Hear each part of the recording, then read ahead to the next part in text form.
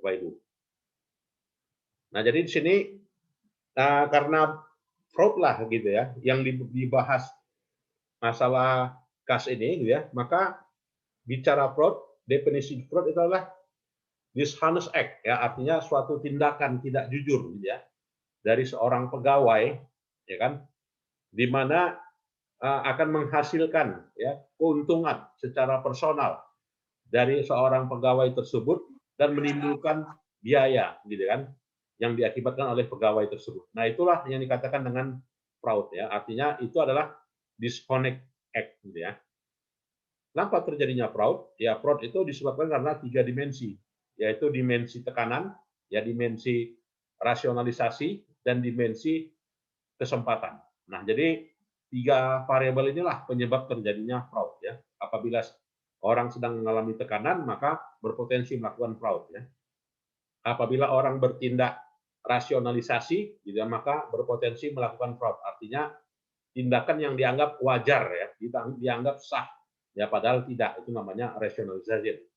Dan juga kesempatan ya, karena ada kesempatan, ada peluang, ada jabatan, ada menduduki posisi, ya maka berpotensi melakukan fraud.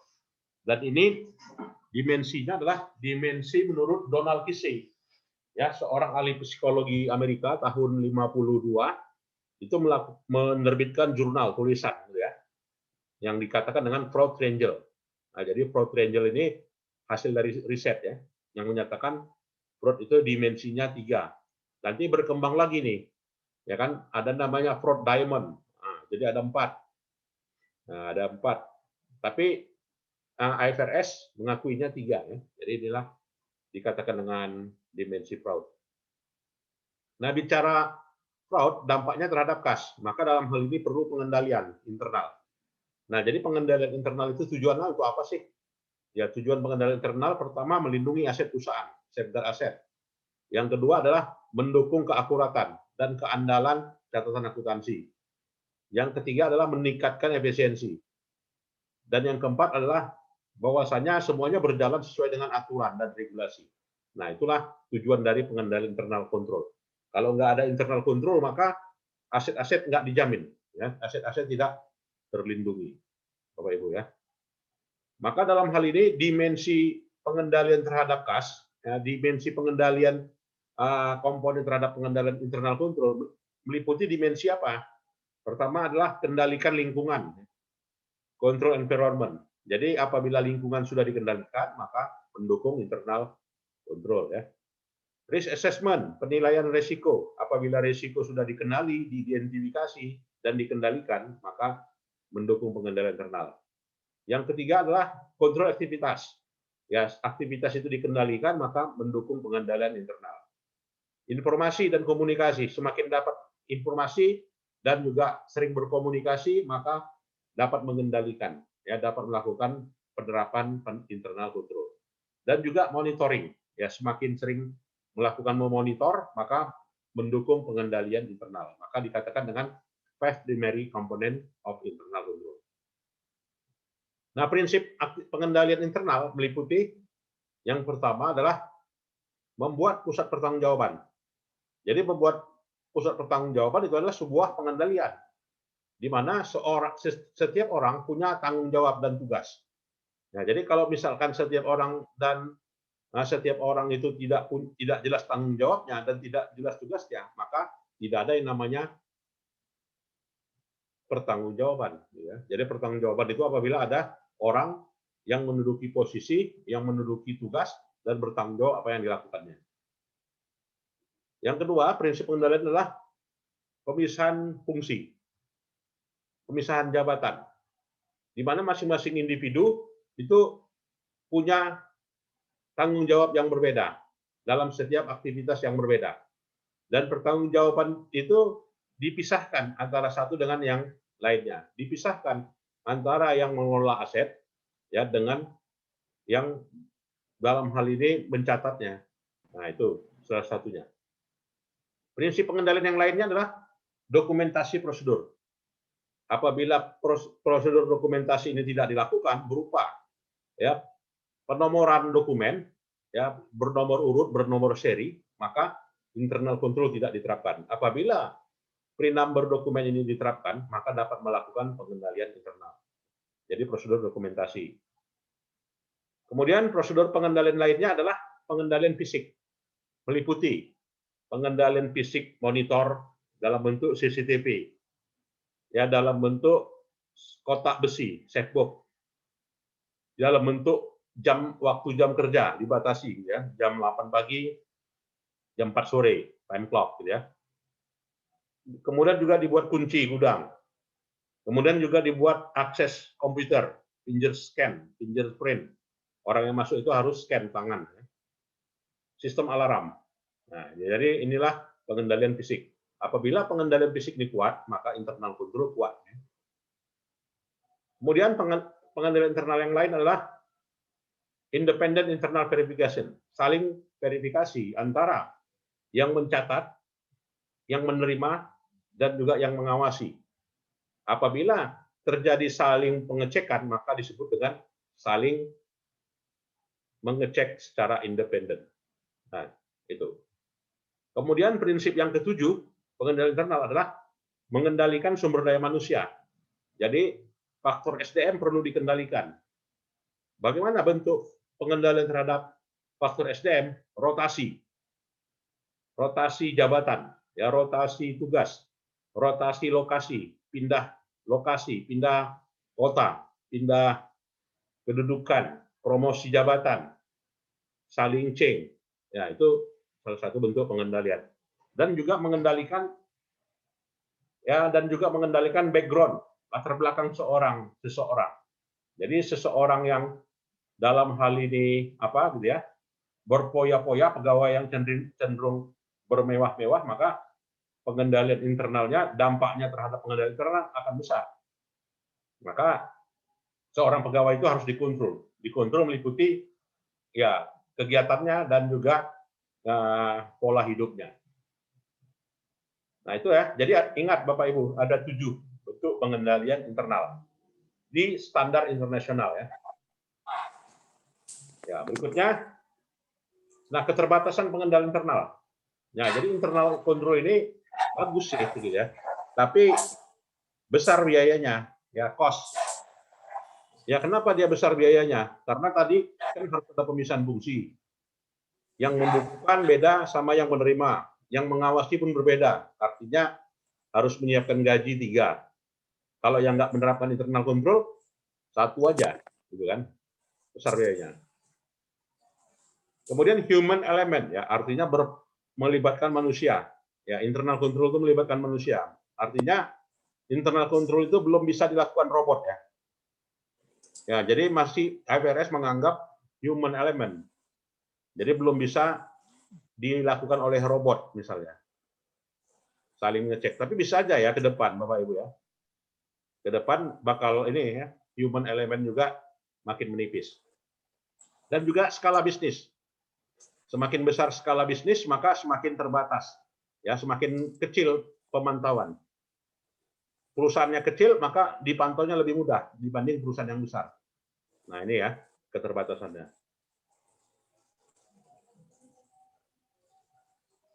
Nah, berikutnya pengendalian terhadap penerimaan. Ya, penerimaan kas. Nantinya kita membahas pengendalian juga terhadap pengeluaran kas. Bagaimana bentuk pengendalian pada saat penerimaan kas dan bagaimana bentuk pengendalian terhadap pengeluaran kas. Ya, kita pause dulu 7 menit atau 8 menit ya.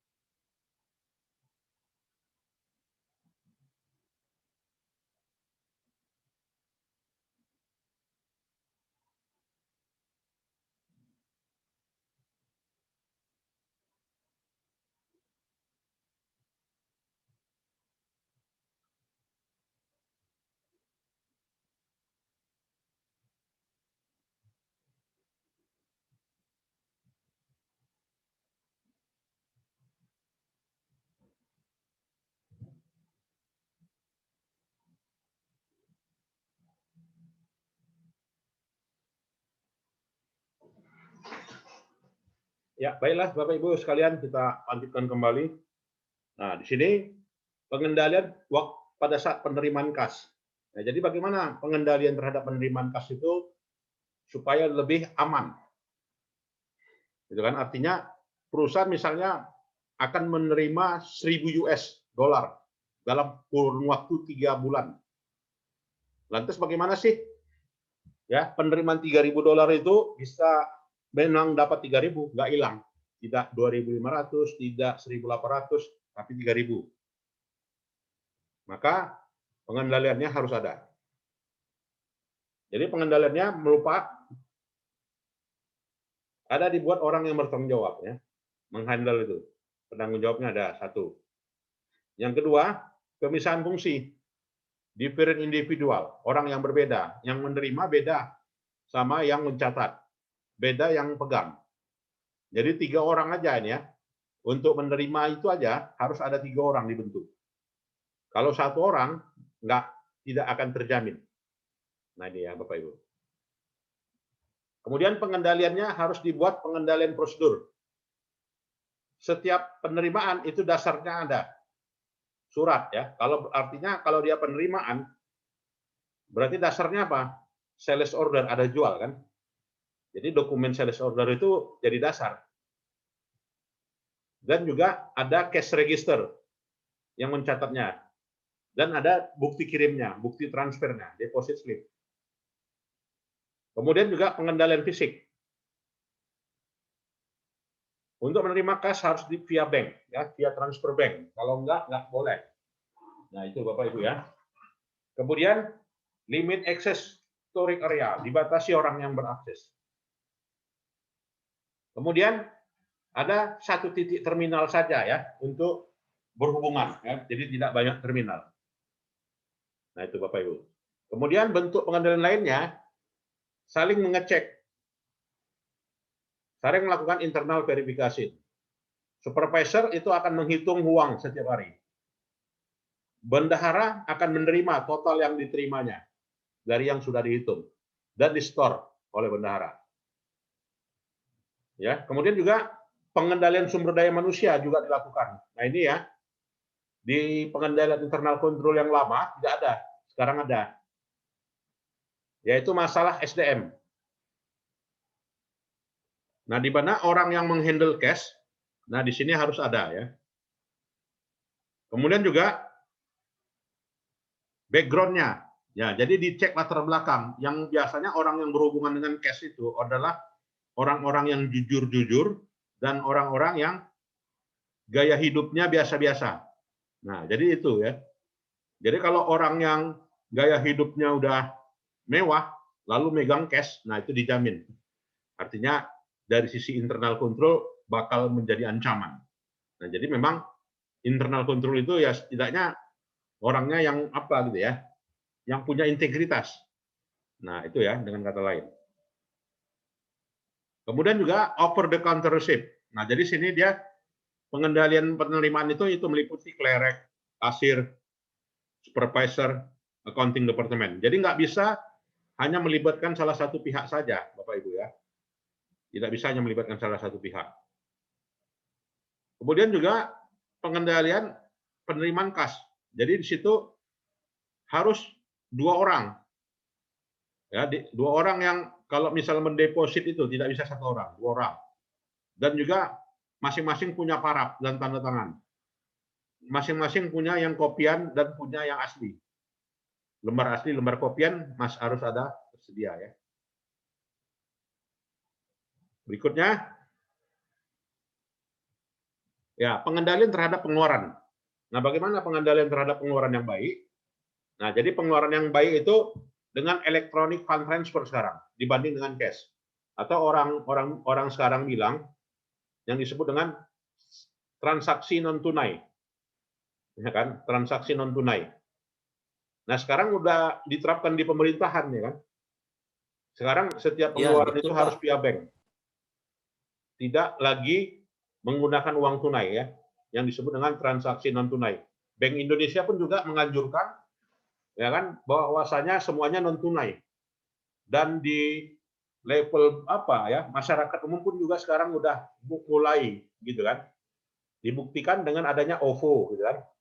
Kalau kita nonton bioskop kita nggak lagi jumpa petugas apa ya, kita beli karcis nggak lagi ngantri, tetapi sudah pakai aplikasi gitu kan. Bayarnya pun pakai aplikasi.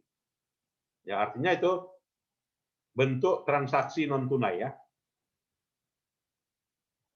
Nah, jadi kalau mau pengendalian pengeluaran itu bagus, ya harus ada transaksi non tunai atau electronic fund transfer. Selain itu, buat pertanggungjawaban. Artinya di situ personel yang menandatangani beda ya dengan yang orang yang menyetujui. Itu ya. Kemudian pisahkan fungsinya. Pemisahan fungsi. Artinya di situ bagian yang menandatangani tidak sama dengan yang mencatat. Akuntannya orangnya beda dengan orang yang mengapprove ya, menyetujui. Kemudian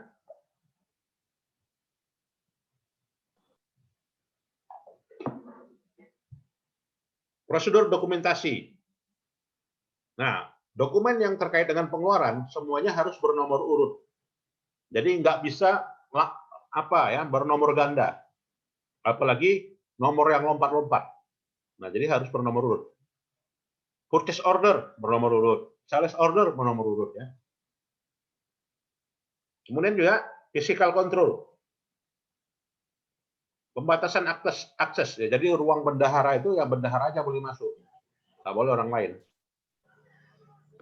Ya, kemudian juga jumlah mesinnya itu tercetak ya dengan printer. Jadi jangan bukan manual. Kemudian juga independen internal verifikasi, saling pengecek. Jadi dengan adanya saling mengecek akan ada perbandingan dan ada rekonsiliasi bank secara bulanan untuk pengeluaran ya. Berikutnya Bapak Ibu, pengeluaran untuk apa ya, pengendalian terhadap pengeluaran yaitu pengendalian atas sumber daya manusia, human resource. Nah, di mana di sini personel yang menghandle terhadap cash itu sudah ditunjuk orangnya dan sudah tunjuk tanggung jawabnya. Dan juga require employee to take vacation. Ya, artinya sering-sering melakukan stock of name cash. Dan juga conduct background check. Ya, latar belakangnya. Jadi latar belakangnya orangnya yang jujur dan juga gaya hidupnya gitu ya. Gaya hidupnya juga dipelajari. Nah, ini saran dari IFRS ya.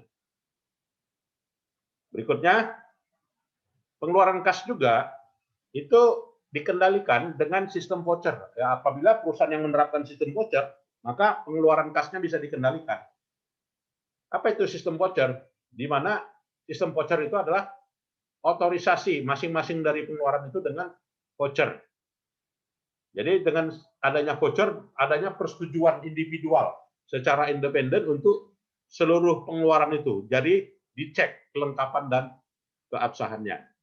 Itu namanya sistem voucher. Kemudian mengendalikan uang keluar harus dengan adanya petty cash. Dengan petty cash fund. Apa itu petty cash fund? Yaitu menggunakan sistem dana kas kecil. Ya, dana kas kecil ya untuk pengeluaran yang sifatnya kecil-kecil dan secara berkala diisi. Replenishing fund ya. Contoh ini ya. Jadi dibentuk dana kas kecil 3.000, maka jurnalnya petty cash di debit, kreditnya cash ya. Dalam membuat petty cash itu dibatasi pengeluaran tertentu aja yang boleh dengan petty cash. Misalnya yang limitnya 500.000. Di atas 500.000 nggak boleh pakai petty cash misalnya. Kemudian juga tidak ada persetujuan izin ya untuk menggunakan kas kecil ya kecuali untuk tipe-tipe transaksi yang tertentu. Dan juga pembayarannya dengan ya harus juga menggunakan faktur ya, bukti, kwitansi dan kwitansinya bernomor urut. Kemudian ada tanda tangan setiap menerima dan juga setiap yang dikeluarkan ya. Dan juga ada bukti pendukung yang dicatat, ada buktinya, ada dasarnya, ada dukungannya, ada bukti pendukungnya ya. Kemudian ya diganti secara berkala, gitu ya. Contohnya nih. Nah, jadi pada tanggal tertentu ya dibuatlah pengeluarannya di jurnal, ya kan, dijual jurnal semua tanggal 15 ya. Dampaknya cash keluar. Nah, jadi di situ ada kelebihan cash. Nah, jadi kelebihan cash-nya juga dipertanggungjawabkan ya, Bapak Ibu ya. Berikutnya, pengendalian kas yang lain adalah dengan rekening bank. Nah, jadi kalau ada nggak perusahaan yang nggak pakai rekening bank? Nah, itu kan. Tapi kemarin ada ya pengusaha yang dia nggak punya rekening bank. Karena katanya kalau ada rekening bank membuat jatuh miskin katanya. Nah, itu saya perlu kita lihat dulu gitu ya. Benar nggak ya kalau dia punya rekening bank jatuh miskin? Itu pengusaha di Singapura ya. Ada beritanya kemarin. Jadi dalam membuat rekening koran, dalam membuat pengendalian terhadap pengeluaran kas dengan rekening bank, maka dampaknya adanya rekonsiliasi bank. Ya, kenapa adanya rekonsiliasi? Ya karena ada persepsi saldo kas antara saldo kas versi perusahaan dan saldo kas versi bank.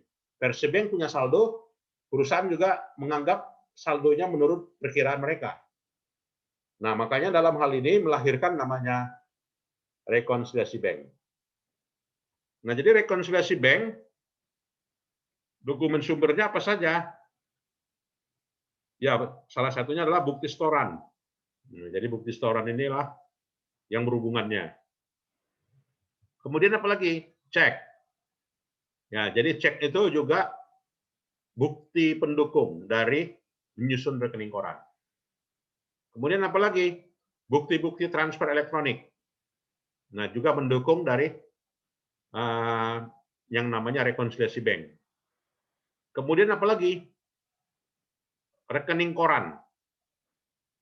Jadi rekening koran yang dicetak dari bank, isinya apa? Isinya adalah versi bank, saldo versi bank, gitu kan?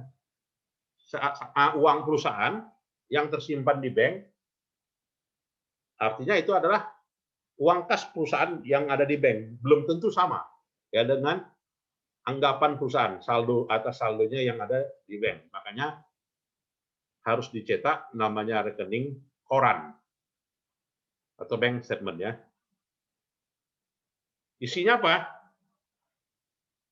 Ya isinya daftar ya, secara numerik berurut ya berdasarkan tanggal. Berdasarkan pada yang sudah dibayar atau jumlah yang diterima ya. Dan isinya juga bank memoranda. Nah, itu ya mutasinya ini. Jadi mutasinya ini. Biasanya kalau dicetak di bank bayar ya, 10.000, 20.000, ada yang gratis juga ya. Rekening koran ini. Jadi bank koran itu menunjukkan saldo.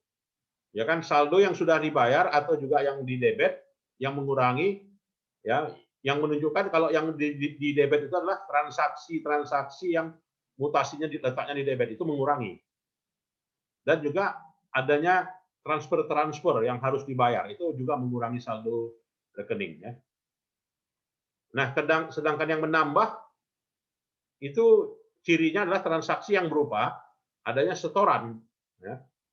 Setoran tunai namanya direct deposit atau setoran dari ATM atau setoran dari electronic fund transfer seperti misalnya mobile banking, internet banking, itu electronic fund transfer ya.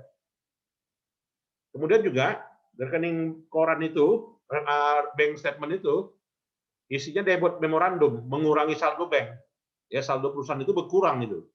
Kenapa? Ya ada biaya administrasi bank, mengurangi saldo bank kan. Namanya juga pakai sistemnya komputer kan, online. Pasti mahal kan. Mahal biaya listrik, biaya ya lainnya gitu ya. Dan juga NSP check, not sufficient fund, ya itu akan mengurangi.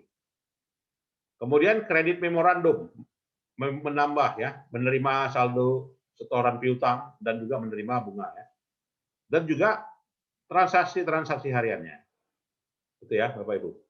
Nah, jadi posisinya rekonsiliasi bank itu Ya, disebabkan karena adanya time lag juga. Ya, time lag itu seperti apa? Adanya setoran dalam perjalanan, deposit in transit. Ya, orangnya masih di dalam pedalaman gitu kan. Belum menyetor, setoran getah harus masuk misalnya. Sementara tutup buku siang ini. Sementara orangnya dalam perjalanan macet. Ya, deposit in transit statusnya ya. Atau juga saldo bank yang akan berkurang. Kenapa? Yang namanya outstanding check. Kita orang udah punya pegang cek, tapi belum dicairkan. Kenapa? Masih nunggu hari libur, nunggu hari kerja, nunggu waktu kosong, gitu kan? Dia udah pegang cek, tapi belum dicairin. Pasti akan dicairin. Namanya outstanding check. Bank memoranda. Ya, bank memoranda itu ya menambah biaya administrasi bank ya. Karena salah catat ya itu juga. Nah, sehingga nantinya dapatlah saldo yang benar. Ya, dapatlah saldo yang benar di sini. Saldo yang seharusnya, sehingga persepsinya sama antara saldo bank dengan saldo buku perusahaan. Nah, kalau sekarang dengan sistem aplikasi semuanya tinggal klik tombol ya. Dengan syarat masukkan data. Ya, dengan syarat masukkan data, datanya ini deposit in transit, outstanding check ya, bank error ya, di input semuanya. Lalu tinggal klik tombol sekian saldo. Nah, itu ya. Nah, jadi rekonsiliasi bank ini soalnya ya. Bahwasanya Cray Gorman menunjukkan saldo banknya dia anggap 15.907 per April 30 2020. Nah, sementara di pembukuan 11.709. Kok beda? Ya, beda disebabkan karena kondisinya ini. Adanya deposit in transit yang belum ditambahkan. 2201. Adanya cek yang sudah dikeluarkan tapi belum dicairin. Totalnya 5904. Nah, itulah penyebabnya. Ya, kemudian juga menurut versi pembukuan adanya penerimaan yang belum ditambahkan. Adanya pembayaran yang belum dikurangi. Adanya kesalahan yang belum ditambahkan. Ya kan 36. Maka akan dapat saldonya seperti ini. Ya kan dapatlah saldonya seperti ini. Jadi sebenarnya saldo perusahaan adalah 12.204. Nah, jadi bukanlah saldonya yang dikatakan tadi ini 15.907 atau 11.709. Ya, tetapi saldonya adalah 12.204. Silakan, ada yang mau berdiskusi? Bapak Ibu? Cukup jelas? Ya, cukup jelas ya. Jadi rekening rekonsiliasi bank ini yang melakukan siapa? Yang melakukan perusahaan. Ya, supaya apa? Saldonya sama dengan saldo bank itu adalah sebesar itu pada tanggal tertentu, gitu ya. Walaupun ada tadi disebabkan karena beberapa faktor ya, sehingga penyebab terjadinya perbedaan. Nah, sekarang rekonsiliasi bank ini di jurnal ya. Nah, jadi dia di jurnal, sebagai jurnal apa ini? Penyesuaian ya. Nah, jadi di jurnal lah rekonsiliasi bank itu, bukan jurnal penyesuaian ya. Jadi jurnal yang koreksi ya, jurnal koreksi. Nah, jadi sebenarnya jurnal koreksi dia. Cash dan account receivable ya. Kalau misalkan terkait dengan dana yang belum diterima ya, atau dana yang diterima dari setoran. Salah catat. Ya, salah catat akan di jurnal, di debit cash, credit account payable. Cek kosong. Ya, akan dicatat account receivable di debit, kreditnya cash ya. Beban administrasi bank dicatat sebesar bank charge expense, kreditnya cash ya. Nah, itulah. Nah, laporannya kas ini di mana? Ya, laporannya yang dilaporkan itu adalah kas yang berupa koin. Jadi uang Rp100, uang Rp500, uang Rp1.000 sampai uang Rp100.000, semuanya ditotalkan. Ya, berapa masing-masing totalnya? Lalu disajikanlah, itulah dia total cash ya. Dan juga cash equivalent. Nah, sehingga disajikan di mana? Di statement of financial position. Di neraca ya. Sehingga pada neracanya saldonya sama ya, cash and equivalent cash sebesar itu. Artinya saldonya udah benar nih. Karena sudah direkonsiliasi. Jadi kalau kasnya belum direkonsiliasi, ya bagaimana mungkin neracanya bisa benar ya.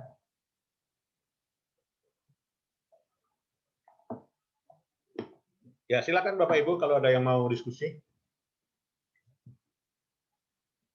Nah, itu ya posisinya. Inilah tujuannya yang namanya rekonsiliasi bank ya.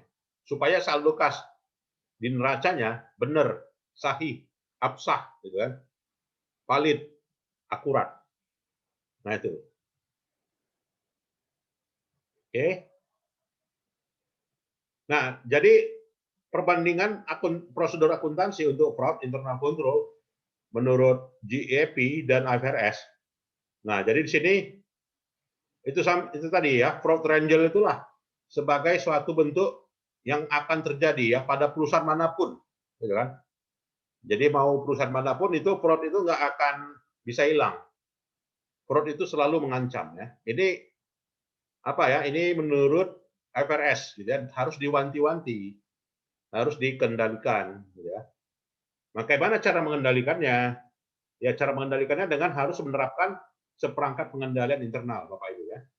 Jadi kalau nggak ada pengendalian internal, maka fraud triangle itu akan merajalela. Ini key poinnya yang bisa kita ambil ya. Nah, antara GAAP dan IFRS menyatakan cash dan equivalent cash itu sama. Nah, jadi cash artinya boleh ditotalin ya, di dalam cash. Itulah dia. Nah, baiklah Bapak dan Ibu sekalian, adalah yang mau kita diskusikan pada pertemuan kita yang terakhir ini, pengendalian terhadap kas, silakan. Ya, mungkin nanti setelah Meet kita masuknya oleh Ibu Dr. Rina Bukit, Pak ya. Jadi nilai saya adalah nilai UTS. Ya. Baiklah, Bapak dan Ibu sekalian. Baik, Pak. Ya, saya kira itu saja ya perkuliahan kita malam ini. Jadi sehat-sehat semuanya. Ya, tidak ada kurang. Alhamdulillah sehat, Pak. Ya, Pak ya. Dan ya, sukses selalu semuanya. Ya, makasih. Ya, Pak. Terima kasih, Pak. Terima kasih, Pak. Selamat malam ya. Assalamualaikum warahmatullahi wabarakatuh. Makasih, Pak. Selamat malam, Pak. Waalaikumsalam warahmatullahi wabarakatuh. Saya off dulu, Murah.